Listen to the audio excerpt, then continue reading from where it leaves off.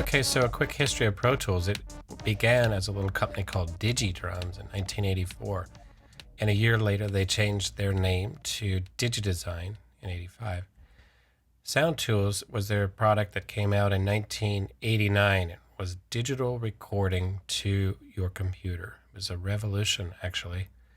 And Sound Tools 2 came out in 1992. I bought Sound Tools in 1990, I believe. This was one of the early advertisements saying that you could add CD quality audio to your MIDI programs. So at the time, there was lots of MIDI sequencers, Studio Vision being the one that I loved the most. But none of these, you could sit there and record, MIDI and arrange a bunch of DX7 things into a song, but you couldn't add a vocal or guitar on the computer. You had to go to tape to do that. So Digi came out with the first CD quality audio to your MIDI sequencer. Pretty cool, actually. Pro Tools itself came out in 1991, and I also had that. It was great revolutionary product then as now.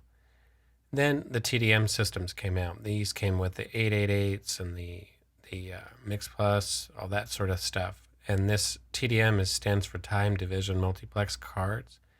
They were initially NuBus cards, and then they went on to PCI cards. These were cards that you added into your computer to supplement the power of it. DSP, they call them Digital Signal Processing Cards, 1994. In 95, Avid bought Digidesign. Avid is the company that created the Media Composer, which most film and television is edited. The video side of it is edited in Media Composer.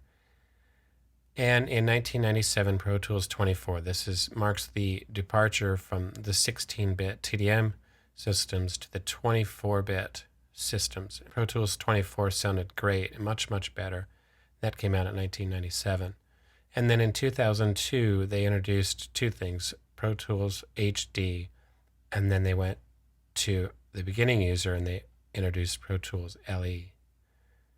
In '04, Icons came out. Icons are big consoles, automated consoles. That's the D command, and this is the D control.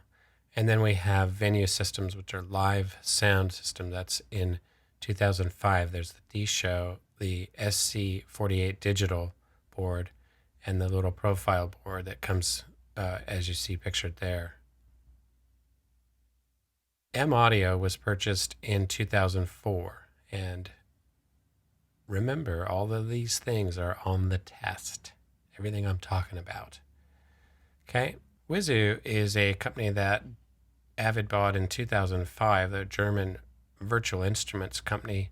And when you go into Pro Tools today, you see AIR plugins. It's Advanced Instrument Research is what that stands for. And the guys that are at Wizu are the skunkworks behind those instruments and EQs and stuff. There's a screenshot here of their iPad application, which is called Scorch. Looks beautiful, actually. And then finally, Euphonics. This is great. I love their stuff. There's a big System 5 console there. In 2010, Pro Tools 9 came out, and they also came out with some really great interfaces.